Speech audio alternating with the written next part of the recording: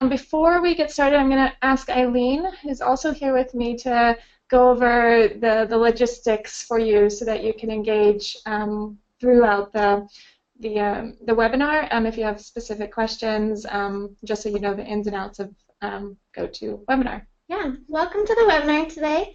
So we'll have a presentation and then some time for discussion. If you have any questions throughout the webinar, feel free to send those through in the chat box or question and answer box, and I can bring those up to the participants when we get to the discussion section. All of you as participants are on mute, so feel free just to ping me with any questions or issues that you have throughout the webinar. Great. Okay, so let's get started. To begin the session, I'm actually going to give some background a little bit about what results-based protection is. Although I'm not going to go into a lot of detail, there's a lot of information on our website that you can go to find out additional work that we've been doing and to really understand the ins and the outs of what results-based protection is. But I will give a very general overview so everyone is on the same page through this discussion. And then I will talk a little bit about the work that we did do in Colombia and why we did it and some of the findings that came out of that mission. And then I'll have a discussion with David Garcia, who's the Advocacy and Communications Advisor at NRC in Colombia, and he's also the Protection Cluster co-lead along with UNHCR. And he'll join me towards the middle of this webinar to talk about, from his perspective, and really bringing in also the perspective of the Protection Cluster in Colombia about how our mission went, how useful it was, what they got out of it, and how they're taking some of those recommendations forward to really think about protection, not only on the key topic that we discussed in Colombia, but in other pieces. And he'll also then speak to the current peace process going on right now in Colombia and how you can use a results-based approach in looking at that, and as the cluster starts to think about their work around some of the next steps that may be happening in Colombia. Bring him in probably around 15 minutes into the discussion after I go through what results-based protection is. So let me just get started. Okay, so just a very brief background. So what is results-based protection? So results-based protection involves certain methods and approaches to reduce risk and achieve protection outcomes. So what we're talking about are the actual methods and not necessarily talking about evidence. Oftentimes when we say results-based protection, everyone right away goes to, oh, they're looking at evidence. We are looking at evidence, but that's not the only purpose of results-based protection. We are looking at the various methods and approaches that you use throughout a program cycle, from the very beginning, from analysis through design, strategy thinking, implementation of your program, the monitoring, the learning, and ultimately evaluating to identify evidence. But it is the entire process. So when we talk about protection outcomes, we are specifically referring to outcome as a reduction in risk. So we're looking at risk as defined as violence, coercion, or deliberate deprivation. So this is ultimately what we want to achieve, risk reduction. And generally, I often use results-based protection interchangeably with problem solving. That is what we're doing. We're trying to solve a particular problem around risk, and we're using different methods that can help us disaggregate the issue to a level that we can actually solve that problem. So the results that we're seeking, or what we're looking to measure, are then the changes in those risk factors and then a progress along the pathway towards reduced risk. So really looking at the multiple pathways that are needed to solve a problem. We're not assuming that there is only one direct path, but there are multiple levels and multiple pathways. Ultimately, what we're then looking at in terms of our intermediate results, we're looking at then the changes in behavior, changes in attitudes, policies, knowledge, and the practice around that particular risk, and looking at those comprehensively to understand whether or not risk is reduced going up or down.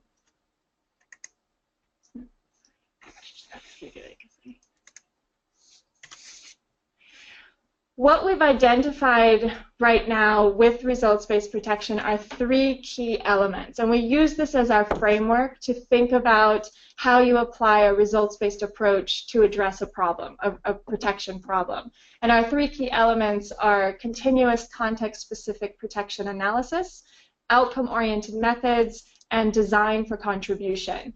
I'm not going to go into a lot of detail at this point. Again, you can find a lot of information on our website, but basically you would be asking yourself 3 important questions. Do you know what problem you're trying to solve? And that really gets to the continuous context-specific protection analysis, allowing you to not generalize an issue, but really disaggregate it to a point that you understand the dynamics, the various levels of threat, vulnerability, and capacity that surround that particular protection problem, and then be able to address it. At the second element we say then is, do you know where you are going and how you will problem solve it? So it's not simply just deciding to take on a particular activity, but first trying to really understand the pathway that's going to be needed to get you to solve that problem. So first understanding the different dynamics and the different milestones that you might need to achieve, and then identifying the actions that might be necessary. But to do that, we then talk a lot about the methods that you can use to help you design those pathways, to help you communicate with different actors, and to think more in a problem-solving manner than versus a, I would say, just a log frame approach. Then the third element is what we say is design for contribution. And the key question here is it takes more than one actor to solve a problem. And this is critical for protection specifically, but probably most problems. It isn't going to just be protection actors that are needed, that we really need to look outside, even outside the humanitarian community, and look at development actors, look at the private sector, look at peace-building human rights actors, to understand how their contribution can be attained or engaged to also help us look at reduction in risk. So each of these 3 is fundamental in thinking about how you solve a problem. And we take each of these key elements and we apply it throughout the program cycle at each stage, and with the different levels to be able to understand whether or not we're achieving risk reduction, and then identifying the different results along the pathway, and if we're achieving those. So briefly, what does this look like? We're asking 5 key questions, and this is kind of setting the stage, and of course there's multiple methods to help with this, but 5 key questions that we're looking at. So 1, what are the drivers that influence the attitude, behavior, practice, and policy in relation to the specific threat, vulnerability, and capacity?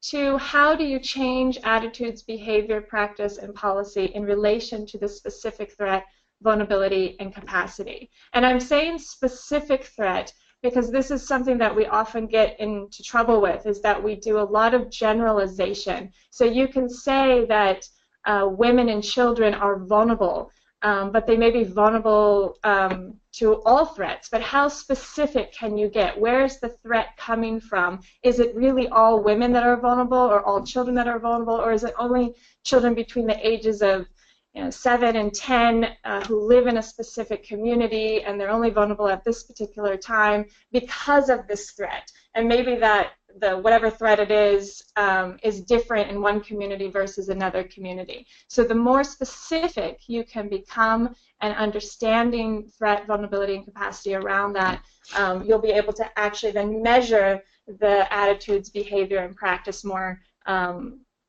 distinctively compared to just generalizations. So once you're able to understand the how, you would look at then the third question of what are the actions necessary to support this change. So before we're coming in with the actors, we first want to simply understand what's needed. And at that time, we then look around and say, well, what actors are there who can respond, and at what level? So we're not simply looking at, for example, a policy level, maybe at the national level, but we would also need to look at what actions are needed directly with individuals, at a community level, at a subnational level, regional level, state, etc. So we're looking at the different actions and actors that can engage at each of those different levels to carry out different actions. And the final question, which is actually used throughout the entire process of using a results-based approach, is what assumptions and what evidence support these actions. So as you decide to take up a particular response, you also need to question your assumptions about that response. Question your assumptions about why you're doing it, why you're bringing on a certain actor to engage with, and is there any evidence? Is it actual evidence, or is it based off of another context? So where are you pulling in your evidence that supports your assumptions or not? These are basic 5 questions, and we use these as a way to guide our own work, but when we're engaging with different actors on the field, we help them go through this process of also thinking it through. So we have different methods that we use. So just kind of giving you an overview about some of the key questions that support a results-based approach to protection. So let's look a little bit now about what we've been doing for results-based protection in the field. So interaction has started to engage has really moved away from our theoretical kind of exploring what results-based protection is over the last couple of years, and we've been going out to a couple of different locations to use this approach to support different actors to think about protection problems. One of the reasons why interaction has been able to do this quite well, actually, is we've been able to establish a really good rapport with the actors on the ground. Interaction, for those of you that don't know, we are a membership-based organization, one of the largest consortiums of NGOs that are working on both humanitarian and development around the globe. So we don't represent any one organization. We represent the full voice of multiple organizations. But we also, when we come to a country, we're able to somewhat be a neutral, I don't know if that's the right word, but someone that can come in and really just engage in a way that sometimes other actors can't. So we've been able to come in and facilitate in-country roundtables and workshops on results-based protection.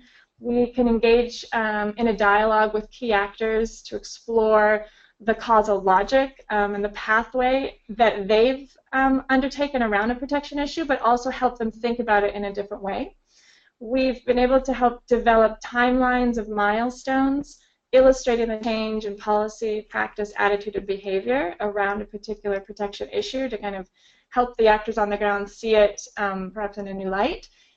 And in our visits, then we give recommendations for strengthening the use of those key elements to better address protection outcomes.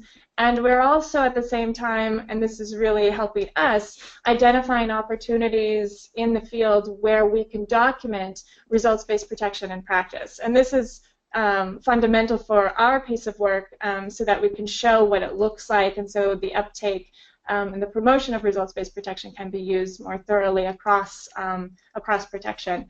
And so that's kind of key what we're doing with our visits.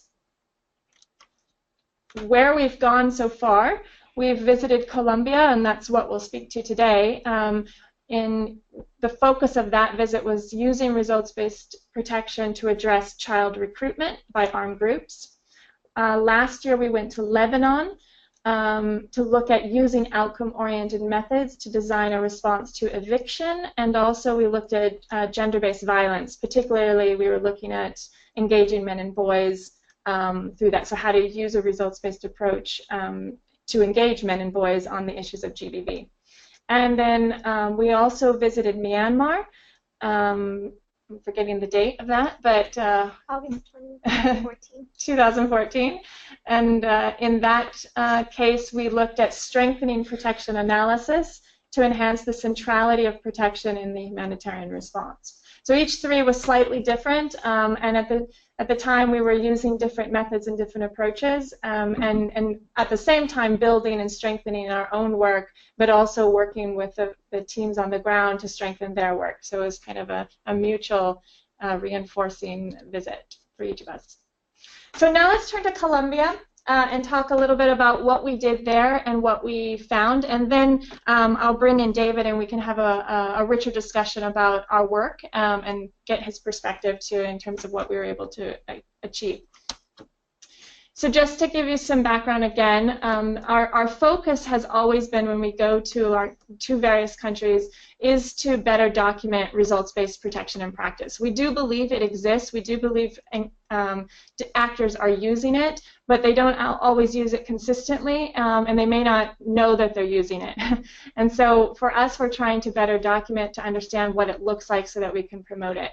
But at the same time, we're not just going to a country to kind of take that information. We want to help actors apply results-based protection on a more regular basis. So we're identifying the practical application of those 3 key elements that I spoke to you about, and to try to understand how they're being used or could be strengthened in a response. And then we're working with the actors on the ground to strengthen their own current response to a protection issue by engaging all the actors that we come across, that we can reach out to, so that they understand what results-based protection is and they can understand how they're already applying it in their own work or how they can strengthen it. So for Colombia, our pre-trip methodology, and this is, I'll just talk a little bit about what this was, and David will talk a little bit more further and get more into depth about what this looked like. But certainly we're doing a lot of bilateral conversations prior to the visit, reaching out to INGOs, also interaction members, but also making direct contact with the protection cluster coordinators in Colombia. So that involved UNHCR and NRC. And this is critical because they're really helping us support the mission and helping us identify what we should be looking at and how they can shape the terms of reference as well. So it's not simply us coming out. They have really helped us shape the focus and the objectives. The second part of our prior to a location then is to have the actors on the ground prioritize the issue as well as the location of what we will focus in on. So in this case, the actors in Colombia wanted us to look at the recruitment and use of children by armed groups in Colombia. They also narrowed this down to a specific location, so it's not just Colombia in general. Again, when we talk about results-based protection, it's important that we're very specific because the response and how you problem solve is very different from community to community, and this is critical. So they did identify a particular location. We're not identifying here just for protection reasons and security reasons, but we did have a particular location where we went beyond just Bogota, the capital. We then undertake a massive desk review with our full team here to really understand that issue, at least from where we sit, and we start to develop a timeline of milestones around that issue. And I'll give you an example of what we mean by that. So this is not comprehensive what you're looking at, but it just gives you a snapshot of what we tried to do. So certainly we're breaking down and we're trying to do as much of an analysis that we can from where we sit. A proper analysis and a contextual analysis needs to happen on the ground, so we do that once we get to the field. But at least going into the context, we have a good sense of, where are the dynamics, what's going on around this particular issue. What we're then looking at then are those intermediate results that I talked about in terms of change in policy, change in attitude, change in behavior and practice, and trying to understand what types of milestones in relation to change in policy or change in attitude have occurred prior to us even getting there, so we can understand what that response might be looking at. So if you look at change in policy, what you might see here, for example, on this kind of like this timeline, is in 2005, the government in Colombia signs the optional protocol on children in armed conflict. This is a significant milestone. Now, underneath that milestone, what you don't see, would be numerous actions that multiple different actors probably engaged in to have that come about. And that's what we capture when we go to the field.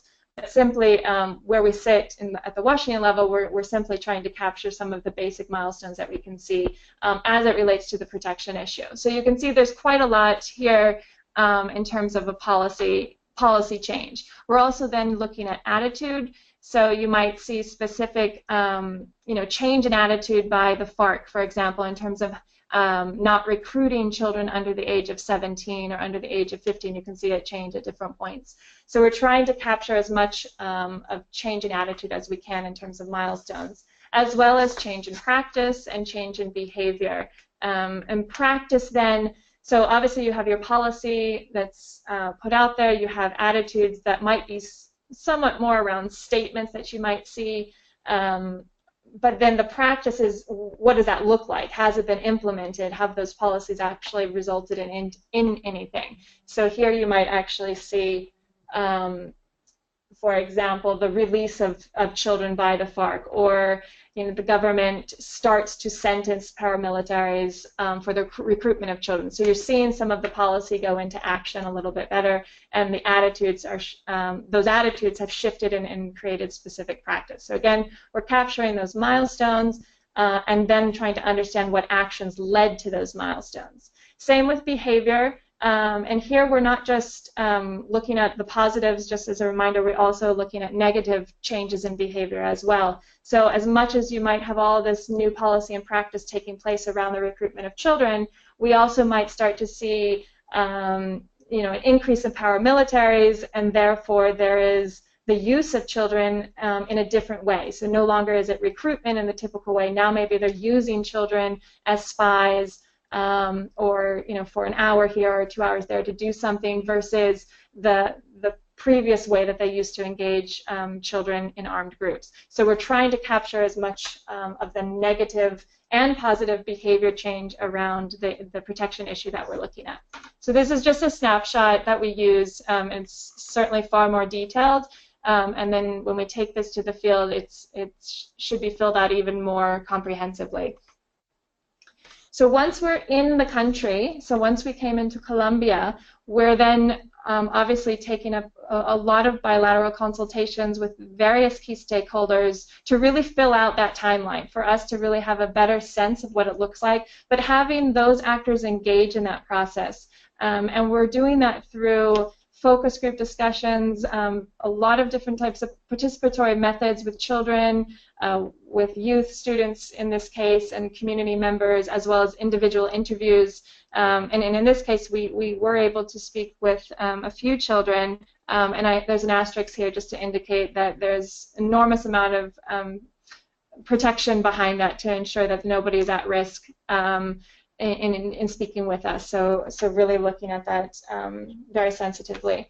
But certainly using multiple methods. And then what we're working on is to develop that timeline of milestones more. And through those consultations and the methods, what we're then identifying are those specific actions that were in relation to those milestones. And we're analyzing those actions in terms of whether or not they relate to vulnerability, capacity, and threat, and whether or not those actions, what level they were being addressed at. So were actions being brought out at the individual level or at the national level, and was that action directly related to addressing the vulnerability of a particular group or individual, or was it related directly to the threat, for example? And we're looking at then that action in relation to the change in behavior, policy, practice, attitudes, etc. So it's quite a lot of steps. I don't have it all here to show you, but it's quite detailed. So last part of this, then, we hold 2 workshops, one at the subnational level where we were, the very specific locations we were looking at, and then at a national level, so we bring this back and engaging particularly the protection cluster, but also other actors about how that can inform their programs moving forward. So just a couple photos just to show some participatory methods, some of our workshops that we were engaged in. both at the national and subnational level. And then some examples of exploring contribution and what that looks like with multiple actors at multiple levels. So now I want to go through, so that's just a general methodology so you understand what we're doing when we're in country. What I want to talk to you more, and this is probably where everyone's more interested in, is what our findings were around preventing recruitment and use of children by armed groups. And so I'll talk through this first some overall findings, but then more specifically as it relates to the key elements for protection, for results-based protection. And then I'll bring in David and he can fill out all the gaps that I've missed in my discussion. So first of all, some three major findings. Number one, we found that not only in our preliminary desk review and all the work we did here, but once we got to country and really engaged with multiple actors, we found that there was significant effort across at every level, not just at the national level, but also down at the county levels and the subnational levels, to really shape policy. The problem here was that it was not mirrored in efforts to change attitudes and behavior. And the quick response always that we found is that there is a need for new policy. In order for something to change, policy was needed. But we could show them the amount of work, and this is not to diminish at all the amount of effort that went into creating these policies at various levels, but that it was not being put into practice. So once you have that policy, it was not being implemented in a way that could actually really change attitudes and behavior. So this was quite significant in terms of where our emphasis has been compared to where it could be in helping actors on the ground to shift it slightly so that it's not entirely focused on policy. The second was, again, and I spoke a little bit about this as I was going through what results-based protection is, but there was quite a lot of focus on addressing general vulnerabilities and capacity. So again, looking at vulnerability of women and girls or vulnerability of children, but then no specifics, and not understanding how those vulnerabilities and capacities relate directly to a specific threat. So, and threat on a whole was neglected significantly by humanitarian actors in addressing protection issues. So the focus primarily was on increasing capacity and reducing vulnerability, but very little on looking at threat at all. Then the third overall finding was that communities are using multiple methods to prevent the recruitment and use of children by armed groups. And this is significant because what you'll see is they're doing a lot more than us and humanitarians to understand where the threat is coming from. And they have very good solutions and ways that they're trying to address it, but we rarely actually tap into those community-based mechanisms to support their own efforts to prevent particular risks in the community. And just to give you a snapshot of this is what we found when we were in the particular location we were at. So this doesn't represent all of Colombia, just to keep in mind, but this represents the communities that we were at when we started to understand the different methods that humanitarian and government actors were using to address risk. Compared to what the community was using to address risk. This is not the number of times, this is the amount of methods being used. So on the whole, what you see, humanitarians and government state actors are primarily focused in on vulnerability and threat. 40% of methods are being used to look at vulnerability and 43% to look at capacity, whereas only 10% of our methods that we're using are looking at the threat specifically. Whereas compared to the community, it's a very different scenario. So communities are looking at multiple methods. 50% of their efforts are looking at directly addressing the threat, with the others split 25%. So this was quite significant for the actors to see who is actually engaging the different armed groups in the areas about this issue on child recruitment. So now I'm going to go quickly through the elements so that you can see what we found as they relates to our 3 key elements and some of the key recommendations that we made to help strengthen the overall response in Colombia around this issue. So first one, looking at context-specific protection analysis. Some really good opportunities here. We did find that there was strong engagement by multiple actors to analyze the components of risk. So they really are looking at threat, vulnerability, and capacity, and the way they're engaging not just protection actors but also others to really understand that was quite significant. And it did happen on a continuous basis. There was also strong analysis that led to interagency collaboration to design protection contingency plans, which we found quite unique compared to other crises and conflicts that we've been to, is that there was some very strong collaboration, and those contingency plans were put in place and being led by the protection cluster to do so. So we found that that was quite important to do, to think about the context and how it may be evolving and to be prepared for it. At the same time, however, we found that there was, as much as that there was good analysis going on around threat and vulnerability and capacity, that there was still a need to strengthen the articulation of how to respond to threat and identify multiple pathways to address it. So what we've typically found was one method to respond versus looking at different pathways, different scenarios, and trying to specifically look at the threat and move beyond just vulnerability and capacity. I mentioned this earlier, but there was a need to critically analyze and build on community-based protection mechanisms as a first response. So rather than coming in much later, there really is a lot that the communities are doing already for themselves, and sometimes we're undermining that. Then the third recommendation here is to better disaggregate analysis is needed to understand community-specific patterns of threat, vulnerability, and capacity. And this was quite interesting, and it came out very clearly in one of the workshops that we did directly with the community, where we were looking at 3 communities, and the preference at first was for everybody to look at an issue the same way. And we asked them, no, can you please look at it based off of your community and the specifics? They wanted to do the activity as a big one group. And we insisted, no, please go and look at 3 different communities. And in the process of doing that, they started to realize that the problem, child recruitment and the use of children, was very different in each one of those communities. And they were different because there were different actors, there were different resources, the community had different coping mechanisms. And so the threat level, the vulnerability level, and the capacity level were entirely different in all 3 of those communities. And what surprisingly is all 3 of those communities were almost next door to each other. And so the response then was going to be different. But it was very eye-opening, I think, for everybody in the room to realize that and how important it is to move beyond the generalizations.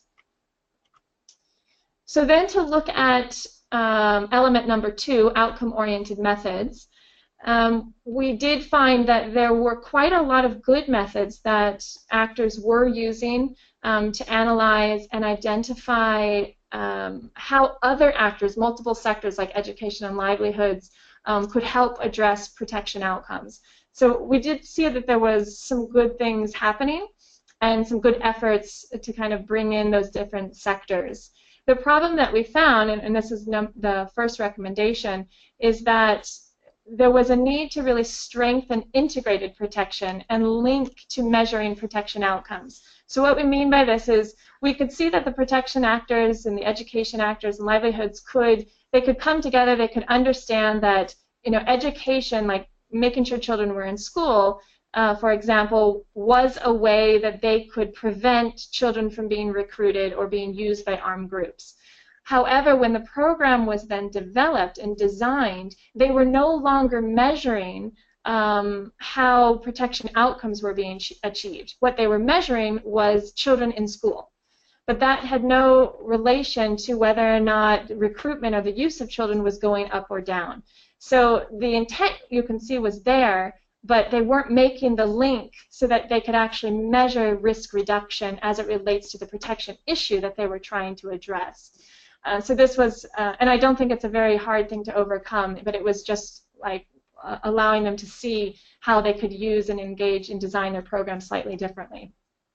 We also found that there was very few causal logics underpinning the strategy and response. We usually, when we're in the field, help actors go through a causal logic exercise so they can understand what that looks like, how they can start to question themselves, their assumptions, etc. And so we found that this was missing and a critical piece to really understand the multiple pathways needed. And then through that, you will be able to develop context-specific indicators that are more at the subnational level or even at the community level, and that should help them monitor the changes in risk patterns that are taking place. So if you're only using those indicators at a national level, you'll never really understand the unique differences and changes that might be happening at each different community and how they're addressing and responding to the protection issue. So the last element is designing for contribution, and just some quick opportunities and recommendations here. So we did find some really good efforts, really just getting going, trying to incorporate development actors and peace-building actors into the protection cluster, for example, but also at regional and interagency working groups, so setting up a more regular, routine way of trying to engage. In addition, when speaking with the donors as well, there was initiative also to start those dialogues between the humanitarian donor group and the development donor group, so how they can better link and understand. These were all very new initiatives happening, so there is certainly a need to continue that and to grow it. But not just, so as we think about the recommendations for this, not just establishing a dialogue, which is first of all certainly important and helps to establish the trust and understanding of each other and each actor's what their intention is, but also that you're designing together, so you're designing for contribution. So thinking about those protection outcomes and thinking about how you bring multiple actors together to design together, so not simply to engage together. The second recommendation here was then to empower local level decision making to address protection outcomes. So the more empowered those that are directly in relation with those communities or those individuals who are affected by the protection issue, they can make decisions on a quicker basis to be able to shape and influence the direction of the response. So the subnational strategy, which I think is fundamental but very lacking, I would think, in most crises, unfortunately, and here as well. But this should really shape and influence the national action plans and not the other way around. And then last, as you're starting to bring in multiple actors to contribute to the protection outcome, and even if you're not bringing them in, but you know that other actors are doing other activities that might relate to or help support or reduce the risk that you're looking at, that there is a need to also track those actions, both the negative and positive that are coming out of those actions, to contribute and to be able to measure the protection outcome that you're trying to achieve. So those were a couple of recommendations. Okay, so that's a general overview about what we have, what we've been doing on results-based protection, some of our field visits, and just to give a snapshot about what we did in Colombia. I want to bring in David to have a discussion now from his perspective, but before I do that, maybe I'll take some clarifying questions very briefly, and then we'll move into the conversation with David. Yeah, we have one really good question. So going back to where you were describing the humanitarian response to threat versus the community's response to threat, could you provide an example of the humanitarian response? You mentioned there was limited intervention, and then another example of the community response to threat. And just discuss a bit about what has been the efficacy of these interventions and have they rendered positive results. Okay. I don't have the list in front of me, unfortunately, but I can give some examples, particularly from the community side. we heard over and over different methods that communities were using to address the threat. And for example, you might have a religious leader in the community, maybe a priest, we found, and in another community we found it was a teacher, but both of those actors within the community had been able to build up a particular relationship with the different parties to conflict, or so not just the FARC, for example, but there were multiple paramilitaries and different types of groups in the areas, but each of them had an ability to build up a level of trust and establish a relationship where they could then negotiate certain access, or they could negotiate certain limits in terms of when actors could come and go within their communities, or where they could get them to move out, or to not even speak with a child, for example.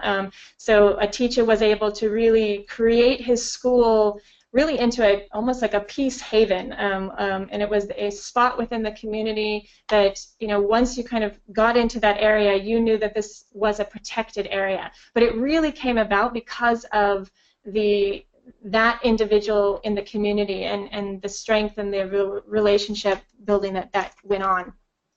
Another example of a community addressing the threat directly is an example of where an incident happened in the community where a child was recruited or taken, and in response, the entire community came together, mobilized themselves, and maybe more negatively, but basically had a response in a sense of driving those actors out of their community. So it really was a full, I'm trying to think of how they described it to me, but it really was like a full mobilization of the community, from all members of the community coming together and almost like picketing or some sort to demand them to get out of their community, and that worked, and that moved those groups out because of the empowerment of that group. So I mean, it's just another method that was being used. So what we did find is that certain communities that were very cohesive and had a strong rapport had abilities that other communities did not. So communities that, for example, were displaced and put together, but maybe they were coming from different areas or had different religions or different ethnicities, they didn't always have that cohesiveness to them, and then therefore they didn't have the same type of mechanism to stand up to a particular paramilitary group in the area or not. So sometimes those slight differences in dynamics and relationship building could make the difference in terms of how a protection problem played out in a community or in another. For humanitarians, it was by far fewer, and that's why I'm struggling to remember an actual example. I'm looking at my colleague Eileen, if she can remember.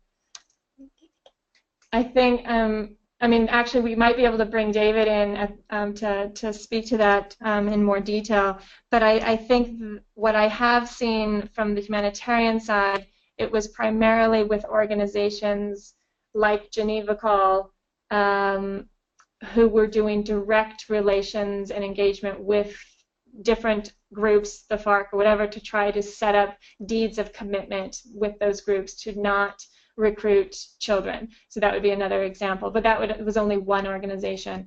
But certainly I'll bring in David later to see if he has any additional to speak to that.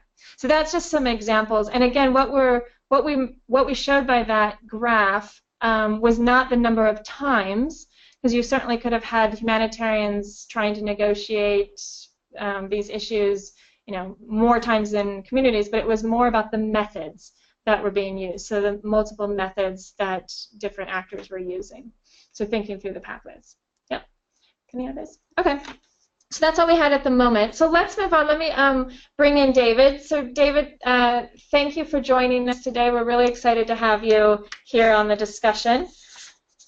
Just make sure you're there. Hi, everybody. Great.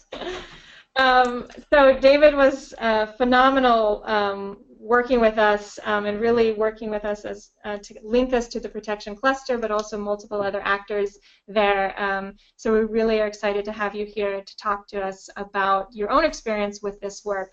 So I just wanted to open it up to you to help us and to help everyone that's listening in to maybe perhaps describe a little bit better about how this visit even came about. So how did we even come to Colombia, and then how did you go about engaging the protection cluster, since you co-lead that, to have us come and have a visit around results-based protection? Like, why was that even of interest to the group? Let me start saying thank you to Interaction, Jessica and Eileen, for the work done in Colombia during your visit, your report, and also to place Colombia on the protection agenda again of Interaction. Let me introduce a short background about this idea and how these reports came out. The protection cluster, consisting of more than 35 agencies and organizations, identified at the end of 2014 a weakness when measuring our protection actions. We realized that our joint protection efforts to shape policies or practices to prevent and stop humanitarian rights violations were not having the desired impact.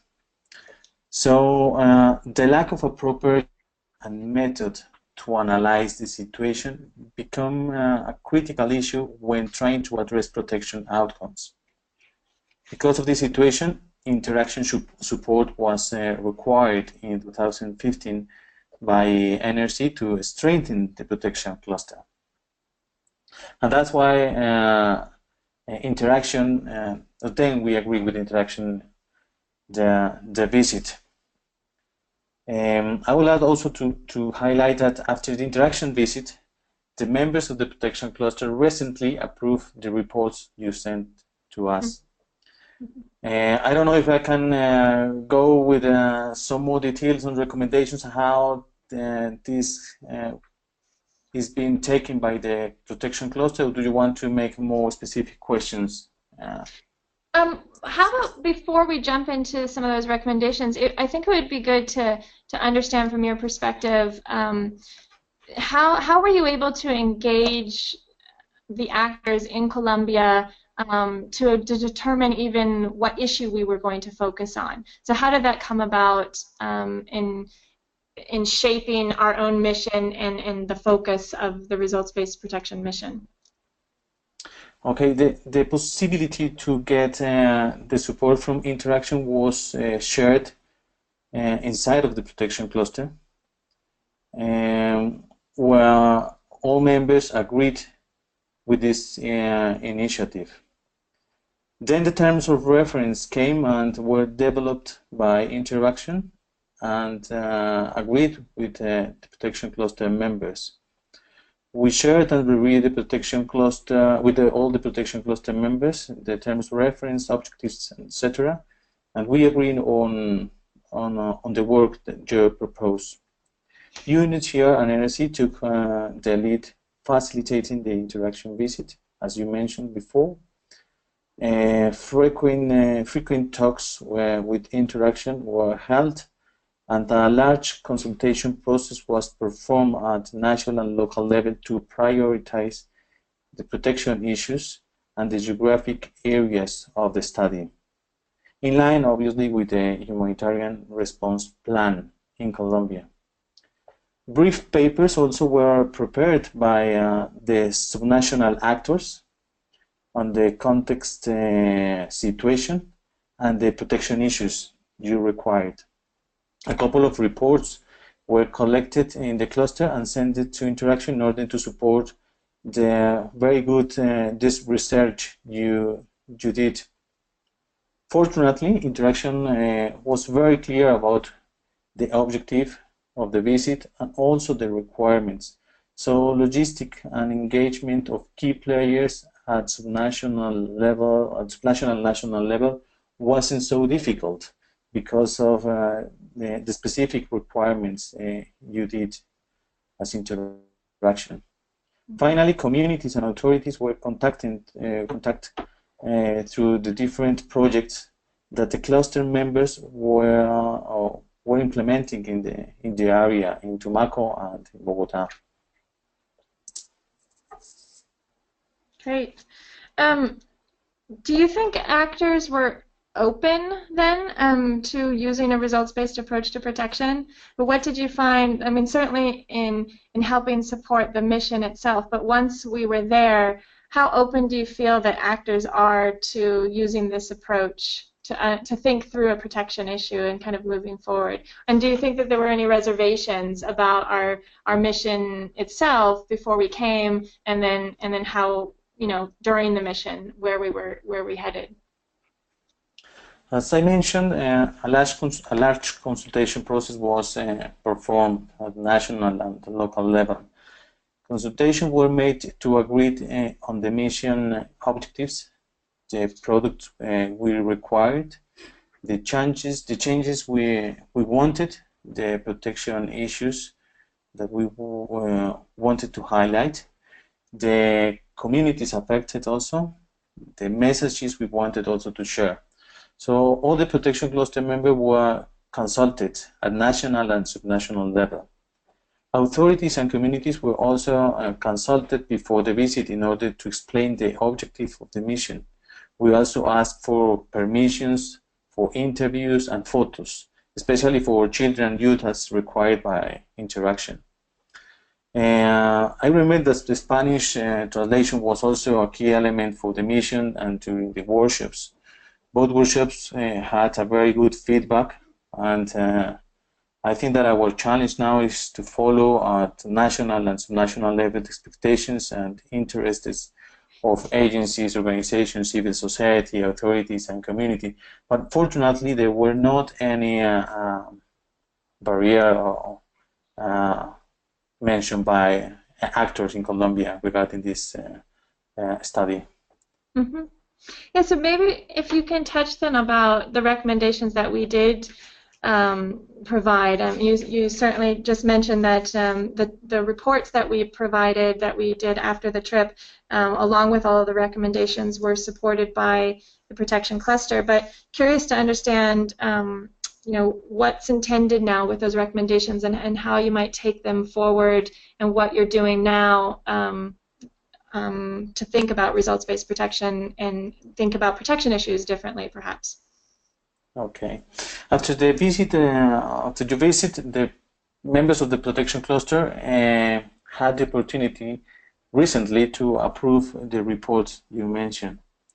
As recommendations made by interaction were numerous and varied, a prioritization exercise was proposed by the cluster at national level. So an advisory group composed by the UNHCR, UN Women, UNMAS, UNICEF, Diaconia, and Energy agreed to prioritize recommendations made about outcome-oriented methods, leaving aside the recommendations made on context-specific security analysis and designing for contribution. We know as a cluster that those three elements have common aspects, but we decided to focus on a single element due to cluster capacity, basically. For the time being, the protection cluster decided to move forward with recommendations. 3 ideas came out when talking about moving forward with your recommendations that I would like to share. However, I would like to mention also and to stress that we have not reached any specific agreement in this regard as a cluster. The first idea that came out was that in order to strengthen the protection cluster analysis, UNICEF suggested to exchange and map the different methods used by the agencies and organizations that they implement in the field in order to develop, work, and use more innovative approaches for the analysis and design the programmatic response inside of the protection cluster. Also, UNICEF mentioned that they are piloting their own method to measure outcomes and to better measure the results of the protection results. So they are going to share also that piloting with us inside of the protection cluster. The second idea, as proposed by Interaction, the protection cluster will also try to incorporate different methods of reflections to improve our analysis when producing specific internal and advocacy papers, and to develop the humanitarian response plan for 2017. Interaction suggested to include reflections from journalists, reviews, and link this with some kind of monitoring process. So we are going to take that in account for the papers, the advocacy papers that we are producing, and also to develop the HRP 2017. And the third idea that came out was that during the HRP process, we will also develop context-specific indicators at the subnational and community levels to monitor changes in risk patterns. Monitoring these context-specific indicators will allow us to support continual real-time adaptation of the response, which might be very useful in a post-conflict scenario where we expect some changes in the conflict dynamics. Thanks, David. That's really great to hear. It's great to hear some of the specific recommendations that you're able to take up now or prioritize and take forward. And certainly, I know that we gave you quite a lot, so it's great to see the ones that you are able to move forward with, and then to think about, you know, perhaps how you can address some of the other ones. I'm curious then to know about maybe what challenges you see in trying to implement whether the recommendations that you've decided to take on, or maybe some of the ones that you decided not to take on at the moment. What are some of the challenges that you think are surrounding those that would prevent using a results-based approach to protection and practice in the Colombian context? Well, as you know, we are in a first stage after the reports came out, so we haven't been talking properly about the recommendations and the report. So it's difficult to respond to your question right now. That is now, for me, the challenge now is prioritizations of the recommendations and to agree the way we are going to take this opportunity forward. Additionally, as you mentioned in your report, we as humanitarian actors are focusing our job addressing general vulnerabilities and capacities also, while neglecting to address the threat component of risk. To address the threat,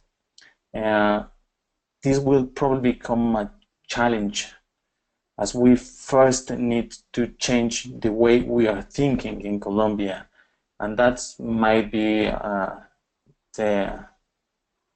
the most important challenge for us. Mm-hmm.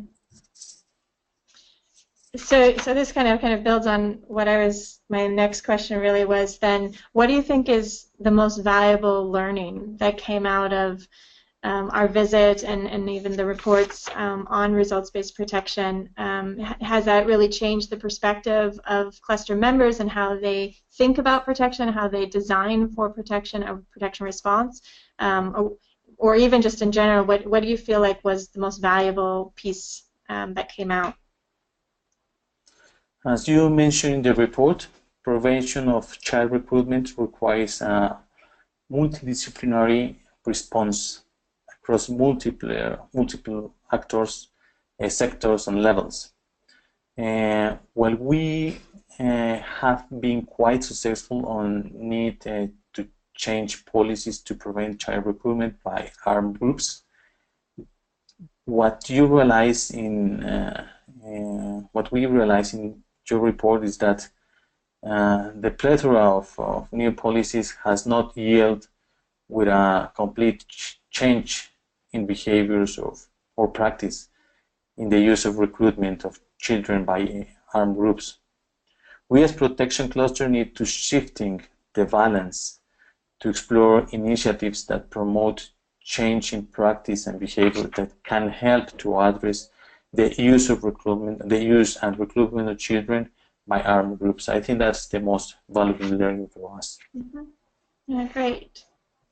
I wonder now if we could just shift a little bit. It's great to hear how our mission was able to support the work that you're doing and helping you think through this issue more, and then what recommendations you're taking up. But now I know everyone is curious about the current peace process that's ongoing right now in Colombia, and what that looks like, and just interested to know how perhaps, you know, thinking about results-based protection now after having gone through this with us, how you might use that to apply it to this context. So if you could speak a little bit and maybe give a little bit of background so folks on the phone who may not know or understand what it looks like right now in Colombia, given this peace process, but you know, a bit of background on that, but then really what you can take from results-based protection and think about your strategy and maybe even contingency planning in moving forward. Perfect. As you all know, Colombia is on the verge of ending 50 years of armed conflict. And negotiators from the government and the main opposition armed group, the FARC, have approved a framework for the peace agreement. As a result, some communities affected by conflict in Colombia can see now from themselves that the level of conflict has already decreased since the peace process started.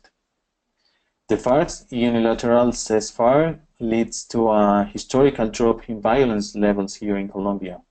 The number of casualties, violent attacks against the population by the hands of FARC, armed clashes and killings had significantly decreased in the country.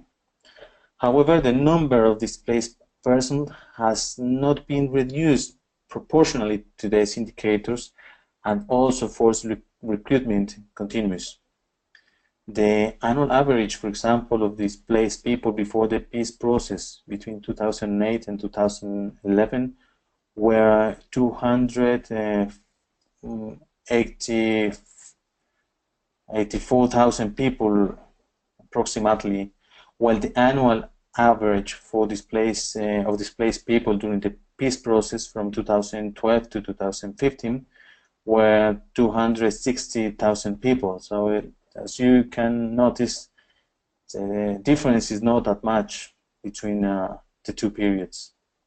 In this regard, it's important probably to mention that in some areas of Colombia, other conflict groups such as the ELN have been taking advantage of this period to emphasize its violent potential. The Protection Cluster analysis emphasizes that the main public security challenge remains violence by armed groups that emerged after the paramilitary demobilization and armed groups linked to organized crime, as were mentioned before by Jessica. Violence affects the rights of those living in where such groups are in control or fighting to gain control of illicit revenues derived from the drug trade, extortion, threats, illegal mining, prostitution, and trafficking, something that Interaction was aware of during the visit. Under the peace process negotiation and beyond, communities have also reasons to be worried.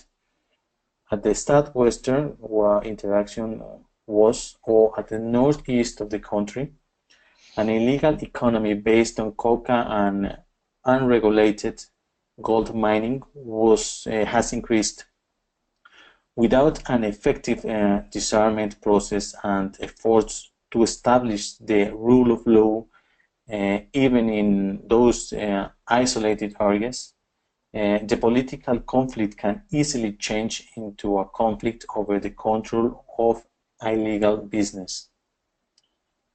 As a result of this current context, the Protection Cluster continues responding to the armed situation and generalized violence.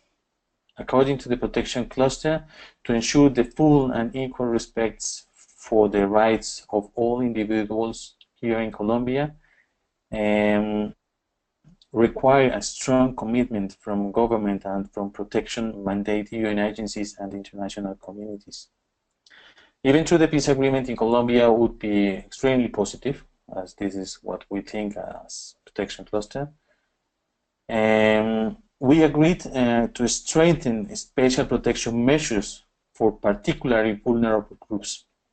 While the government recognizes victims of the conflict here in Colombia and makes important efforts to respond to the displaced population, it is failing the government to protect local communities, children and youth, as the interaction reports also highlight. Particularly vulnerable groups include indigenous and Afro-Colombian populations have been severely affected in this conflict in Colombia. The Afro-Colombian and indigenous people have experienced conflict and forced displacement for over several decades, while simultaneously remaining in their historic state of nearly complete marginalization from the rest of Colombia. And that's an issue that is very important in a post-conflict situation. This is why as NRC and I'm sure other organizations, we believe that a successful transition from conflict to peace will require a close partnerships with the international agencies and community-based organizations that have proven to be effective throughout the long period of insecurity and forced displacement. Having said this, the interaction visit and report also highlight the opportunities and challenges we face as a protection cluster to respond to child protection in a post-conflict scenario. Result-based protection will definitely be used to strengthen humanitarian action to prevent the use and recruitment of children by armed groups, ensure a more well-rounded strategy to address the risk of children recruitment will ensure not only protection for those children at risk or children soldiers released by FARC, but also will be useful to achieve durable solutions. Furthermore, as you all know, there is a tendency, once the conflict is over, to leap into a supporting long-term development, casting aside humanitarian actors who have been networks and links with isolated and historically marginalized communities. In this regard, as described by interaction, shifting the balance to explore initiatives that promote change in practice and behavior can help to advocate for increased resources and funding to address the use and recruitment of children by armed groups in a post-conflict situation. Finally, I think that according to the interactions report, actors working on peace building and conflict resolution at the community level also need to be brought into discussion more comprehensively. A stronger engagement with these actors should foster innovation to prevent child recruitment in some areas and contribute also to peace building. Great, thanks so much, David. I think that was a really nice background and kind of give us a good perspective of what's going on right now. And I can already see the importance of particularly developing a causal logic, and hopefully the protection cluster is able to do that, to really think through the pathways to prevent continuous recruitment or use of children, particularly as everyone may shift focusing on humanitarian and looking more at the development aspect, but that these issues are still ongoing and they haven't stopped, and the dynamics are significantly going to change over the next probably couple of months as well. So really watching and monitoring those patterns will be essential, I think. So I think some of the recommendations even that you mentioned that you intend to do, like for example, establishing context-specific and at very subnational community level indicators will really help you with that analysis that may be needed to understand those changes over time, and hopefully that can link into your pathway and an overarching strategy at the national level. So some very interesting things. So really appreciate that, David, for you joining us today and kind of talking to us about, giving your perspective on the visit, and then also some reality check too about what's going on right now. I also, just before we move on to everybody else, David, do you have any other thoughts or comments that you wanted to add before I open it up to questions from participants online? No, for me, it's. I think that it's probably just to say that one of the challenges we have trying to implement job recommendations and interaction is engagement. Mm-hmm. We need that NGOs and UN agencies get involved in the recommendations and results-based approach to be better protection cluster, and to take this initiative forward. I think that's something that we need, and this will be important in the next days to have more engagement from local partners. Mm-hmm. Yeah, I can see that being a challenge. Probably not only in Colombia, but probably multiple places experience the same thing. Is what that engagement even looks like. The issue around relationships and trust building and even capacity of various actors to engage or even know of each other is another thing we've seen. So yeah, I do think that's a fundamental piece to this. Great. And go ahead. And if you allow me, I will also strongly recommend the interaction visit from other countries' context. I believe that protection needs to be to better success in the humanitarian arena, and interaction approach clearly support these challenges. Thank you for that. And that is, we didn't plan that at all, but we were hoping that this webinar would also spark some interest among those listening to see what we can do to help specific countries and to support some of the work that others are doing around protection issues, and how we might provide some guidance or even a visit directly. So if you are interested, certainly you can reach out to myself and Eileen to explore it more. But let's move on to some questions from online. If anybody has some, you can certainly write them in, and I'll turn over to Eileen to see if there are any. Yeah, please feel free to write through your questions in the chat or question and answer box. But we do have one for David. So given that the cluster has gone through this process of prioritization and looking at how you're going to take the recommendations forward, how has NRC or the actors in Colombia been able to track or been thinking about tracking the indicators for this? Unfortunately, as I mentioned, we are working not that fast on the recommendations and the way that we are going to take those forward. But it for sure is something that we are thinking to do. But at this moment, there is not any. Unfortunately, I cannot respond to your questions on this because we haven't defined how we are going to take the recommendation and the ideas that came out from the protection cluster forward. Okay. What is probably interesting is that some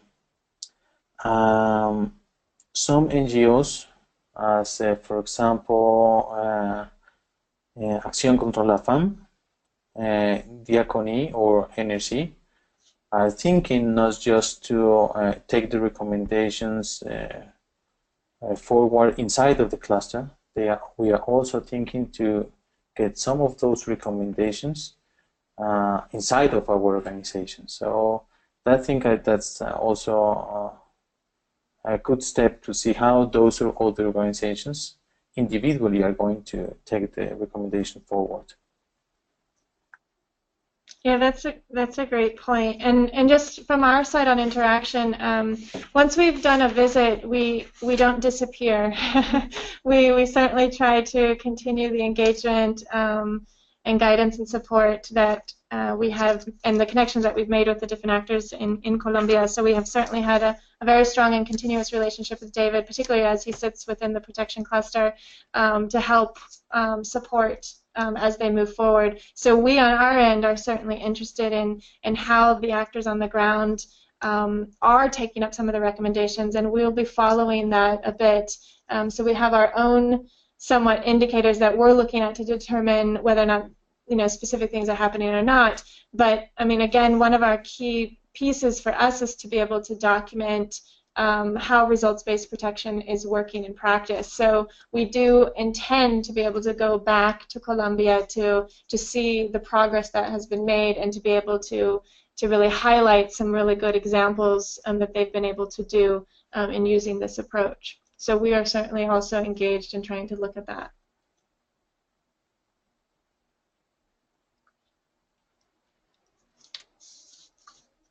Okay. One more question, kind of in a similar vein, but did the protection team in Colombia, have they been able to develop a generic set of indicators that apply in all settings? So kind of beyond just this. Well, we developed in the HRP some kind of indicator, but as mentioned by interaction, in their reports are very general, and the indicator doesn't tackle really the issues that we wanted to achieve or the outcomes we wanted to get. So unfortunately, at this time we are on a very first stage, trying to get proper outcomes and indicators out of the table. Yeah, I just wanted to add on to that. I think that that's really important to think about too, and how by using a results-based approach, it really emphasizes moving away from those very general, broad indicators, because they don't necessarily help you solve the problem.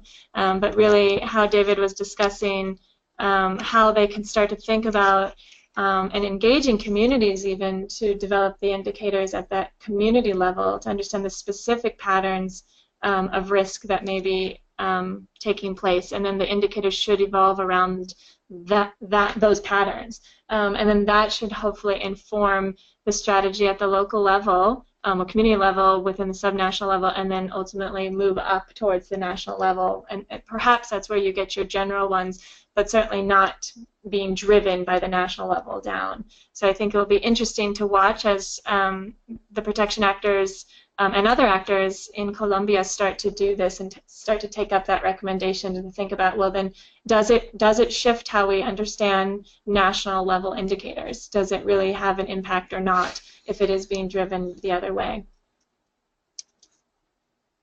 If you allow me, I think that one of the biggest impact of the mission was at the local level also. The way which the workshop you did was developed in Tumaco, it strengthened the relationship between communities, authorities, civil society, and members of the cluster. And this has a big impact for us as members of the protection cluster, because we have engaged with those community persons that has a very important, a crucial, I think, way to think about the conflict and the response that they deserve. Yeah, I think we would agree with you. We experienced that ourselves with the different dynamics and interactions that we had with the community members, and bringing the community members together, even with the cluster actors at the subnational level. The dynamics there, yeah, it was fascinating to watch, but then also fascinating to hear the feedback afterwards. How even from the community side, how eye-opening it was for them to know what we do. Oftentimes I feel like they thought they were in the dark, or the communication wasn't always going back and forth. It tends to be one-way communication, and so really thinking about how we engage the community level and the various actors, and just how we can all play a part and a role in shaping and understanding protection issues. Are there any last burning questions from anybody?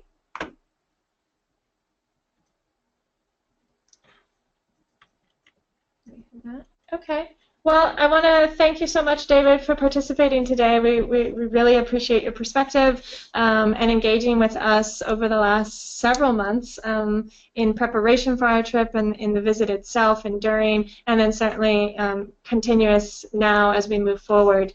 And we're certainly open to any additional questions if you weren't able to ask it now, or if you have more questions about results-based protection in general, you can certainly visit our website, but also reach out to myself to see how you can be involved or learn about where we might be going next, or if there is an interest for us to visit and help the cluster or whoever think about a protection issue in a different way to try to solve those problems.